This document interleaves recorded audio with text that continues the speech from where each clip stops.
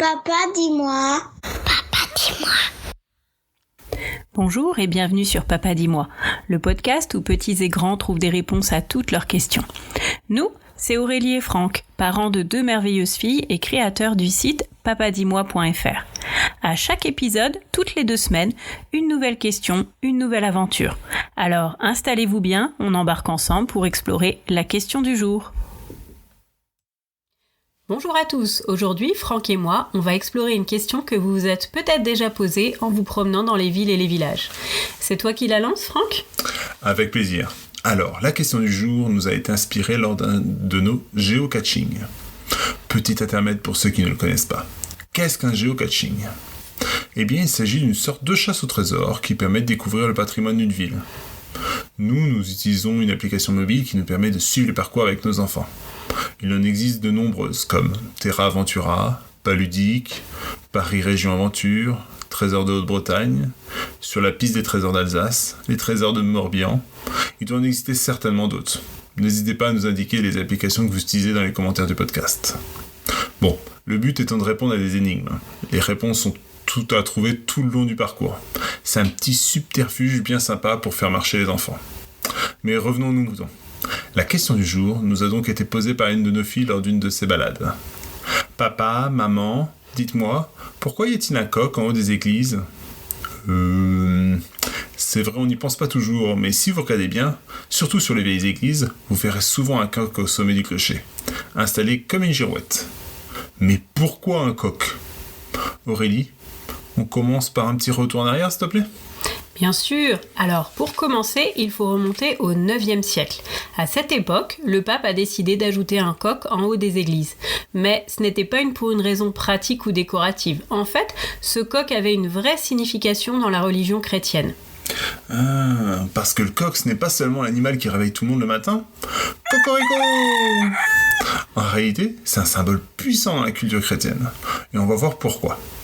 Commençons par ce que représente le coq, un symbole qui nous parle de lumière et de renouveau. Exactement. Le coq, c'est le premier à chanter juste avant le lever du soleil, comme pour annoncer l'arrivée d'une nouvelle journée, un peu comme s'il disait « C'est bon, la nuit est finie, le jour commence ». Et c'est cette idée qui est importante dans la religion chrétienne, le passage de l'obscurité à la lumière, du mal au bien. Oui, et si on y pense en étant tout en haut du clocher, il est le premier à voir les rayons du soleil le matin, et le dernier à les voir le soir. Depuis là-haut, le coq semble surveiller la ville, comme pour rappeler cette idée de lumière qui surpasse les ténèbres, un symbole fort dans le christianisme. D'ailleurs, on a pu voir la nouvelle installation du coq au sommet de Notre-Dame, pendant les travaux de restauration suite à l'incendie qui a eu lieu en 2019.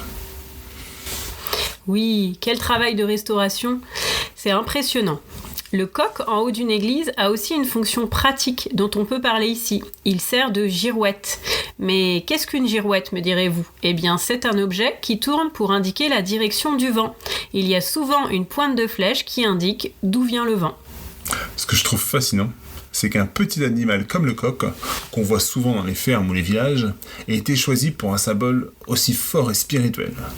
Dans beaucoup de cultures, le coq symbolise le courage, la protection, la persévérance et la ponctualité.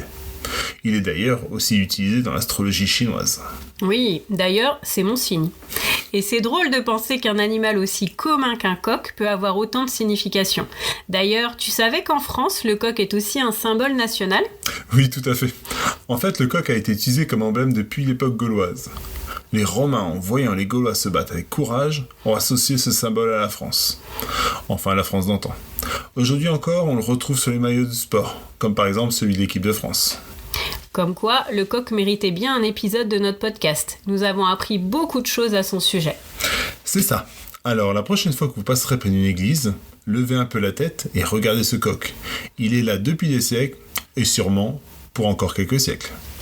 Merci à tous pour avoir écouté cet épisode de Papa dis-moi. On espère que vous avez apprécié ce voyage au sommet des clochers et que le coq n'a désormais plus de secret pour vous. Et voilà, cet épisode de Papa dis-moi touche à sa fin. Merci beaucoup de nous avoir écoutés. On espère que cette réponse vous a plu et que vous êtes maintenant aussi curieux que nous pour le prochain épisode. Si vous avez aimé ce moment avec nous, n'hésitez pas à nous soutenir en laissant une note et un commentaire sur votre plateforme d'écoute préférée. Ça nous aide vraiment à faire connaître Papa Dis-moi et à toucher d'autres petits curieux comme vous. Et bien sûr, pensez à vous abonner pour ne rater aucun épisode. On revient toutes les 2 semaines avec une nouvelle question qui nous fera découvrir le monde ensemble.